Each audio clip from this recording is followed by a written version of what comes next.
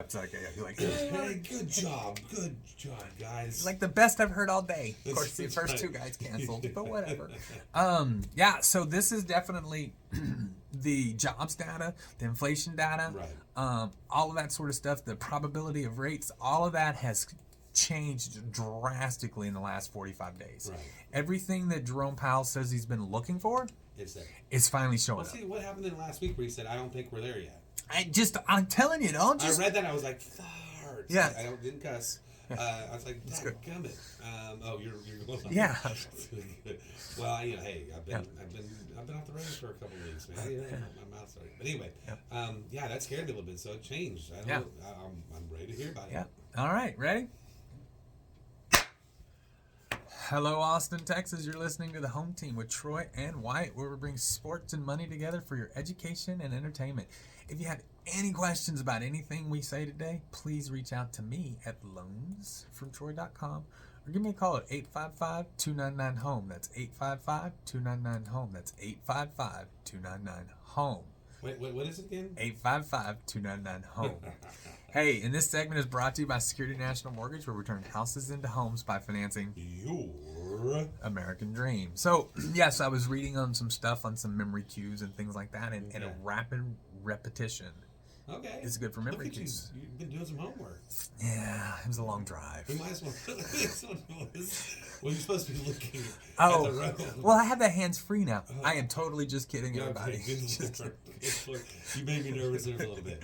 It's book on tape. Right, Yeah, yes. there we go. Tape. You're so old.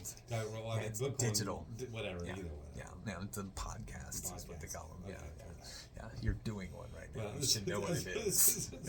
Well, they don't make them on 8 tracks anymore. They do. Okay. It's just not reversible. It just has to keep going. So annoying, it's a loop. Right? Yeah, It's annoying. absolutely. And so this is the money segment of the real estate of the home team. This is the home part of the team. Real estate is what's the first part. This is the part where we talk about money and things like that. And what's big number. First of all, we are at the end of 2023, which has been a brutal year for a good 30% of America. The other 70% hadn't felt a thing. So we're in the last quarter. Yeah, and so we're on the home stretch as far as that. The Fed, headed up by Jerome Powell, has raised the Fed base rate 11 times in the last 20 months. And last week, even, he said he wasn't happy. Right, and so What was that about? So they held rates for the second time in a row, and he gave this speech of like, kind of like grumpier old men out of the second one, Yeah. I think God forgot about me. That's kind of how he sounded, right? But it was posturing, right? I think he's in his mind he's afraid to let his foot off the brake. Okay. Because it's like the economy's pointed down the hill, and if he lets his foot off the brake it will take off again. So he said all these things, but if you listened to the words, they were de facto kind of maybe kind of if this doesn't kind of thing. If this, he'd say things like if this doesn't, which means I think it will. Maybe but I if it misread doesn't, it. Maybe I misread it. And it was because I was watching that he did not think that we were there yet. Yeah, and he says, and if this doesn't work, okay. See, if this doesn't, so basically it seems like he feels he's there, but he doesn't want anybody else to know it. I broke my mouse for no reason. Maybe. Okay. Yeah. So, right. And it feels like he doesn't want to tell you that we've gotten to where we need to be because he's afraid you'll go out and do something stupid. Fair enough. That's what it. Oh, I can go buy the boat. Yes. I can go buy the boat. Oh, we're just around the corner. Oh, I was there. Yeah. Fair enough. Okay. And so that's the way. If you go back and you look and you dissect, that's the way. That's why, because the day he spoke, the mortgage interest rates went up. I'm like, oh. They did. Yes. Yeah. And but then the next day they went down because everybody had a chance to kind of like really dissect and look and stuff like that. And so, he's not going to tell you, but he believes they have reached where they need to be. Right. This was last time. The Lord. But he is prepared keep on going. to slam the emergency brake and everything else. So this is like dad talking to Yes. a kid right now. Yes. Mom's saying, no, don't worry about it. It's going to be great. Yeah. And dad's going, it is good, but I'm not going to tell you because your little idiot butt's going to go do something crazy. Yeah, Yes. Get it. All right. But then since that meeting, Right. since that conversation, right, he has been very clear about the numbers he wants and where he wants them and what he wants to see. He wants to see 2% at the core consumer price index inflation number, right? Okay. Which is, we've been there forever, but you also think we've been there at a pretty weird time for a long time. But that's what he wants to see. He thinks that's a good sustainable growth, right? So the consumer price index came out, and we were at 3.2. The core came out, and we were at 4, right? But both of those dropped significantly. So it went from 3.7 to 3.2, and from 4.3 to 4. So those were big drops year over year. So that means that all of a sudden we've been kind of creeping down, Right. but those were big unexpected drops. People are getting the picture. Yeah, They're finally getting the picture. Yeah, and so inside of the numbers, if you dig into them, there were deflationary numbers like Right. cars are down. Used cars are down. The things that weren't down were insurances and rent. Right. But those are big numbers in the CPI. Sure. So those are big numbers that affect them. But a lot of the categories were in the negative. So that was really positive. And rent, and the funny thing, because everything's locked up for like a year, typically, right? Yeah. So rent peels back slowly. So if you take the renewal rates, we're at like 2.2% as opposed to the 3.2% because the rents haven't caught up on the report yet. But if you take real-time numbers and you put them in there, all of a sudden we're right where they want to be on that. The core is a little bit more stubborn because it strips out food and energy, and food and energy have calmed down. So food has come down.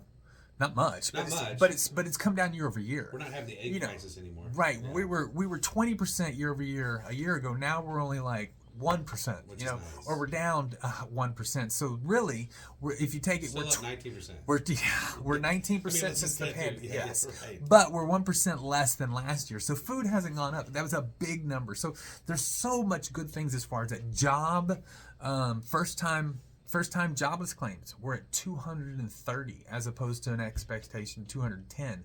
And so that's a big number. That 230 is a big travel? number. Is that an indicator? Travel's down. But the cost of travel is down. Right. Let me rephrase that. The cost of Which travel. means that travel's down Yeah. because if it travels up, right, supply demand. But right now, everybody's talking about how we're going to have a huge travel holiday season, Sure. right? So that could really skew some things. But those numbers won't come until January, right? So that's good. So this is self-inflicted. If we would have just quit spending months and months ago, we could have gotten through this a little quicker. But the problem is we couldn't. Right. First of all, with COVID stimulus shoving that money into consumers' hands, and a supply chain that was effectively turned off, Right. we created this that way. And then, of course, with the 2021 there was like 2 huge spending bills in 2021 that really kept feeding the fires of inflation. Well, all of that's kind of finally starting to settle itself out, and so the inflation numbers are coming down. The unemployment rate is going up. It's at 3.9. It was at 3.4. So again, that peak to trough at 3.4, and now we're up 0.5%. Huge indicator of a looming recession. So there's all of the numbers are showing this. And so, yes, credit card debt, 1.3 trillion. I mean, we never broke $1 trillion, and this year we broke $1 trillion. Now we're at 1.3. I thought it was up to 2 though. No, just the credit card debt. Oh, okay. Yeah. Okay. So the big question then, because everyone sees, interest rates are down, and they assume that that's mortgage rates. Mm-hmm. How did those two? How long does it take to reflect into a mortgage rate? Mortgage rates typically are ahead of those. So Okay. if the Fed's going to raise the rates, mortgage rates have raised the rates before it. If the Fed's going to lower the rates, they've already come down before it. So mortgage rates are bought and sold with understanding what's going to happen. Sure. And then They're futures. right, They're and futures. yeah, that's the best way. Much, right? And then every once in a while, though, they're caught off guard when Jerome Powell comes out and says some things like he did, and then all of a sudden people freak out. You know that those things happen every once in a while, but those are daily movements. The general tradition, the mortgage rates. We talked about the second bottom last time. Yeah. So last October we had our first bottom, right? Right. I do think this November is our second bottom. Okay. And after that, we should start climbing back out. And that's because interest rates in the month of October got it pretty high, right? They got really high. And, like high, like 9% for DPA conventional loans high. And so that really put a lot of people on the sideline. Well, now rates have come back down, but the thing is that that's a 30, 45 day leading indicator. So people, so basically November and early December should not have very good numbers. So when the November numbers come out here in another month, we should see some really, really poor numbers as far as compared to the year. We have an election year. Yeah. We have an election year. Everything gets a little bit better in election year. Yeah. Right? Gas price is good. So that's wherever you want to put into that, that's always a good indicator, and it helps out the economy a little bit. Absolutely. And so there's a lot going on there. But with all of that being said, if you're out there and you're just hanging on, there's no reason if you own a home to just hang on, right? So a lot of people are hung up on I have a 3% interest rate. I can't refinance at a 7%, 7.5% or whatever. I just can't do it. It makes no sense. It makes your total debts is what matters. So, right? So if you have you just had another kid, so you put the two little ones and put a bunk bed in there. Mm-hmm. Is that smarter to keep your 3% than go and get in that house with an extra bedroom? Well, that just kind of, it depends on your kids. Right. If one's a boy and one's a girl and they're coming into teen years, no, it's not smart at all. Okay. Fair enough. But nonetheless, investment-wise, right? Yeah. It's not a bad idea. It's tough to, boy, it'd be tough to give up 3% for 7%. I get it. Yeah, but just think about it. Let's say your total, I'm going to be real quick. Yeah. Right? But let's say your total expenses is $6,000 a month, right? Total expense, yours and wife, right? $3,000 of that is your house. $3,000 of that is car and credit, right?